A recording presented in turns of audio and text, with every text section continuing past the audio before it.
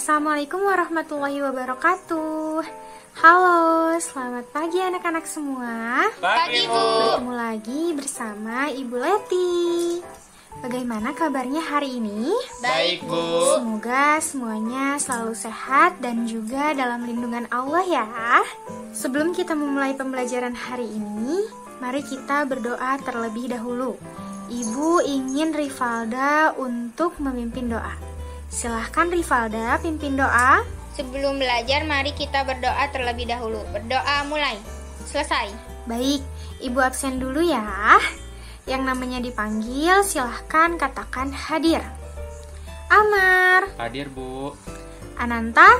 Hadir, Bu. Bilkis. Hadir. Mayang. Hadir. Nazril. Hadir, Bu. Alhamdulillah semuanya sudah hadir ya. Masih ingat ice breaking pohon jambu? Masih, Ingat, Bu. ingat. Kita ice breaking pohon jambu bersama-sama ya. Siap, Bu. Sikap pohon jambu, hap. Aku pohon jambu, tinggi dan rindang. Ini batangku dan ini daunku. Jika tumbang ke kanan, krek, krek, krek. Jika tumbang ke kiri, krek, krek, krek. Jika tumbang ke depan, krek, krek, krek. Jika tumbang ke belakang, krek, krek, krek. Wah, hebat sekali semuanya. Sekarang, coba lihat lingkungan di sekitar kalian. Apakah terdapat tumbuh-tumbuhan? Ada, Bu. Ada. Baik, hari ini kita akan belajar mengenai teks laporan hasil pengamatan, perkembangbiakan tumbuhan, letak geografis Indonesia, dan reklame ajakan berupa poster. Tujuan pembelajaran yang ingin dicapai yaitu mampu menunjukkan informasi penting pada teks laporan hasil pengamatan, mampu menyampaikan simpulan secara lisan, mampu menunjukkan cara perkembangbiakan tumbuhan, mampu menuliskan laporan hasil pengamatan perkembangbiakan tumbuhan, mampu mengklasifikasikan tumbuhan berdasarkan karakteristik letak geografis Indonesia, mampu menyebutkan tumbuhan berdasarkan karakteristik letak geografis Indonesia, mampu menyebutkan jenis-jenis reklame, dan mampu menciptakan karya reklame ajakan untuk menanam tumbuhan. Baik, Ibu memiliki sebuah teks laporan mengenai perkembangbiakan tumbuhan tomat. Silahkan Ibu beri waktu 5 menit untuk membaca teks tersebut. Bagaimana? Sudah selesai anak-anak? Sudah, Bu. Setelah membaca, coba sebutkan apa saja informasi penting yang terdapat pada teks tersebut. Tumbuhan tomat berkembang biak dengan cara generatif, Bu. Tumbuhan tomat terdapat vitamin A, B, dan C, Bu. Tumbuhan tomat hanya dapat dikonsumsi bagian buahnya saja. Bagian batang dan daunnya tidak boleh dikonsumsi, Bu. Ya, tepat sekali. Coba lihat, Ibu memiliki gambar tumbuhan yang berkembang biak dengan cara vegetatif dan generatif. Coba amati tumbuhan ini. Tumbuhan tomat berkembang biak dengan cara apa ya? Generatif. Kemudian yang kedua, tumbuhan brokoli berkembang biak dengan cara apa ya? Generatif, Bu. Lalu, tumbuhan selanjutnya berkembang biak dengan cara apa ya? Generatif, Ibu. Kemudian, tumbuhan rambutan berkembang biak dengan cara apa? Generatif, Bu. Yang kelima, tumbuhan wortel berkembang biak dengan cara apa? Vegetatif. Lalu, tumbuhan selanjutnya, ini berkembang biak dengan cara apa ya? Vegetatif. Kalau tumbuhan pisang berkembang biak dengan cara apa? Vegetatif, Bu. Dan yang terakhir, bawang merah berkembang biak dengan cara apa ya? Vegetatif, Bu. Ya, betul sekali. Tomat, brokoli, jagung, rambutan berkembang biak secara generatif. Karena tumbuhan-tumbuhan tersebut berkembang biak dengan adanya pembuahan. Nah, pembuahan terjadi melalui proses penyerbukan. Sedangkan wortel, stroberi, bawang merah, dan pisang berkembang biak secara vegetatif karena tumbuhan-tumbuhan tersebut berkembang biak tanpa adanya perkawinan. Bagaimana anak-anak? Apakah mengerti? Mengerti, Bu. Baik, selanjutnya akan disampaikan oleh Ibu Feni. Anak-anak, kita lanjut ya. Jadi sebelumnya Ibu Leti sudah menjelaskan ya bahwa tumbuhan itu berkembang biak dengan cara generatif dan juga cara vegetatif. Nah, ternyata anak-anak, tumbuhan tersebut dapat tumbuh di daerah yang berbeda loh anak-anak. Jadi di Indonesia ini memiliki dua dataran, yaitu dataran tinggi dan dataran rendah. Nah, jadi anak-anak, dataran tinggi itu adalah dataran yang terletak pada ketinggian di atas 700 meter dari permukaan air laut anak-anak. Nah, di sini di Indonesia ada beberapa daerah yang identik dengan dataran tinggi, yaitu seperti Puncak Bogor, Bandung, dan juga Malang anak-anak. Ternyata anak-anak, di dataran tinggi ini memiliki ciri-ciri, yaitu yang pertama beriklim sejuk. Lalu yang kedua, udaranya kering anak-anak, jadi nggak pernah lembab ya. Lalu yang ketiga, jarang terjadinya hujan turun. Nah, meskipun dataran tinggi ini memiliki iklim yang sejuk, tapi pada dataran tinggi ini jarang terjadi hujan turun ya anak-anak. Yang kedua yaitu dataran rendah. Dataran rendah itu adalah suatu hamparan tanah lapang dengan ketinggian yang relatif rendah, yaitu tidak lebih dari 200 meter di atas permukaan air laut anak-anak. Nah, dari segi cuacanya, dataran rendah ini memiliki curah hujan yang cukup tinggi. Nah, suhu di daerah dataran rendah ini berkisar antara 23 derajat Celcius sampai 28 derajat Celcius.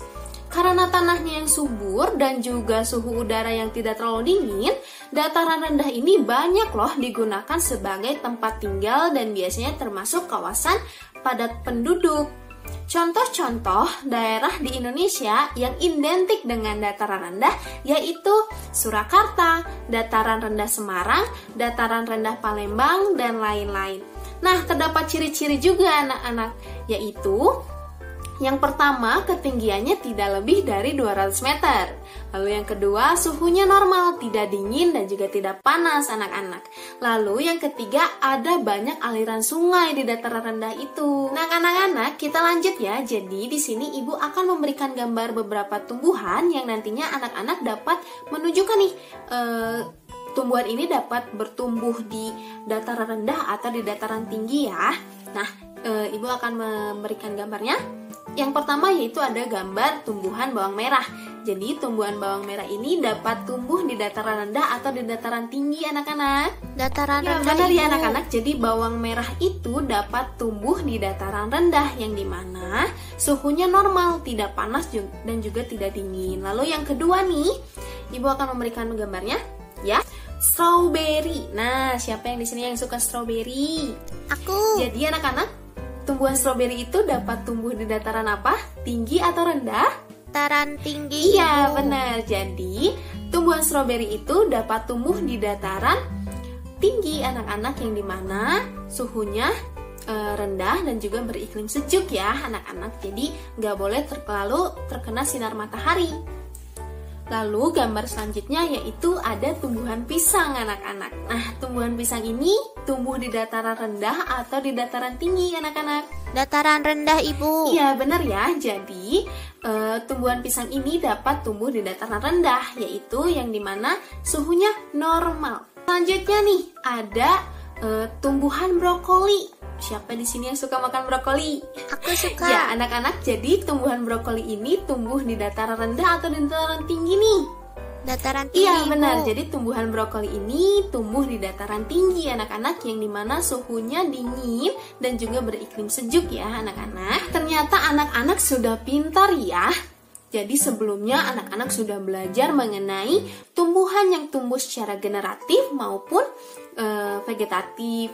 Lalu anak-anak juga sudah belajar mengenai tumbuhan yang dapat tumbuh di dataran rendah dan juga dataran tinggi. Nah, karena anak-anak sudah mengerti akan hal itu, anak-anak bisa menginformasikan kepada masyarakat sekitar anak-anak, karena masih banyak loh masyarakat yang belum mengetahui hal tersebut. Bagaimana caranya? Yaitu dengan cara menggunakan reklame anak-anak. Nah, reklame ini adalah alat untuk menawarkan, mempromosikan, memperkenalkan barang-barang hasil produksi atau jasa kepada masyarakat dengan menggunakan gambar dan kata-kata yang menarik. Anak-anak, selanjutnya Ibu akan memberikan nih gambar dan juga ciri-ciri mengenai jenis-jenis reklame. Di sini Ibu akan memberikan gambarnya dan juga ciri-cirinya. Anak-anak membaca ciri-cirinya, lalu anak-anak dapat menunjukkan gambar yang sesuai dengan ciri-ciri tersebut ya. Nih, ada 2 gambar juga. Yang pertama jenis reklamenya poster. Lalu yang selanjutnya ada jenis reklame embalase. Jadi yang mana nih? Poster, gambar pertama atau yang kedua? 2, Ibu. Iya, benar ya. Yang kedua ya. Gambar poster itu yaitu terdapat gambar yang lebih banyak daripada kata-katanya. Nah, lalu yang embalase yaitu gambar yang pertama. Iya, yang pertama yaitu yang terdapat pada kemasan atau pembungkus hasil produk yang diperdagangkan. Oke, selanjutnya nih ada lagi nih 2 gambar lagi nih. Jadi jenis reklame iklan itu gambar pertama atau yang kedua? Yang kedua. Iya, benar, yang kedua ya. Di situ ada informasi yang dibuat oleh perusahaan mengenai produk yang mereka tawarkan anak-anak. Nah, lalu yang banner itu yang mana? Yang pertama. Yang pertama. Iya, benar. Jadi banner itu yang pertama anak-anak.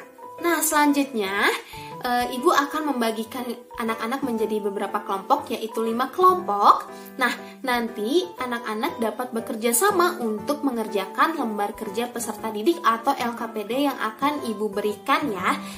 Dalam mengerjakan LKPD ini, Ibu harap kalian mengerjakannya secara bersama-sama dengan anggota kelompoknya masing-masing ya. Iya, Ibu. Rini, ada yang bisa Ibu bantu? Tidak, Bu. Jika tidak, Rini boleh kembali ke tempat duduknya ya, dan bantu teman sekelompoknya untuk mengerjakan LKPD yang telah Ibu berikan. Selagi kalian mengerjakan LKPD yang Ibu berikan, Ibu ingin memberitahu satu hal, bahwa kelompok yang pertama menyelesaikan LKPD ini akan mendapatkan sebuah penghargaan dari Ibu. Jadi kalian harus semangat ya mengerjakannya. Selamat mengerjakan. Alhamdulillah, semuanya telah selesai mengerjakan LKPD-nya ya. Setelah kalian menyelesaikan LKPD ini, apakah ada yang ingin berpendapat? Materi apa saja yang kita pelajari hari ini? Aku. Ya? Kita membuat teks laporan, Bu. Nah, betul sekali. Hari ini kita mempelajari cara membuat teks laporan. Ada lagi? Generatif vegetatif, Ya, Bu. hari ini juga kita mempelajari tentang perkembangbiakan secara vegetatif dan juga generatif. Lalu ada lagi yang mau berpendapat? Belajar tentang tanaman yang tumbuh di dataran tinggi dan rendah. Betul sekali, kita juga mempelajari berbagai macam tanaman yang tumbuh di dataran tinggi maupun dataran rendah. Dan kita juga mempelajari tentang reklame. Baik, Ibu hari ini akan membagikan soal evaluasi ya. Anak-anak tolong perhatikan Ibu sebentar ya. Baik, Bu. Soal evaluasi berisi 10 soal esai yang harus kalian kerjakan secara individu.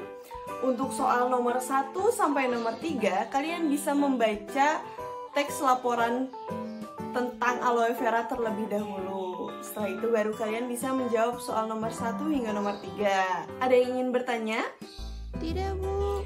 Baik, jika tidak ada, kalian boleh langsung mengerjakan soal evaluasinya ya. Ibu beri waktu 15 menit. Selamat mengerjakan.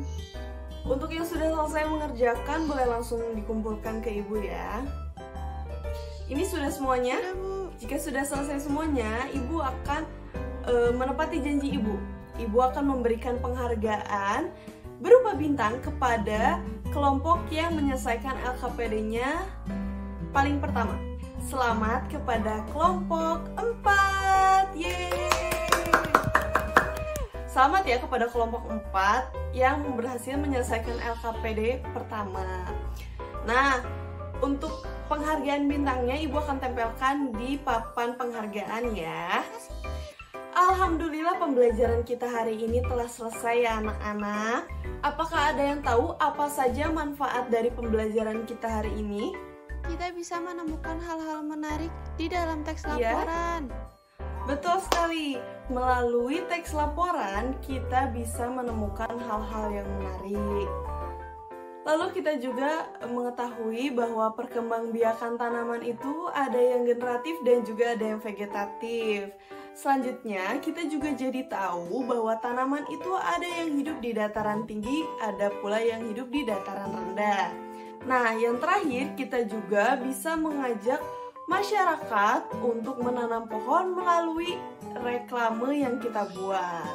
Begitu. Ibu ingin kalian di rumah mencari sumber bacaan lainnya untuk materi hari ini agar pengetahuan kalian bertambah luas.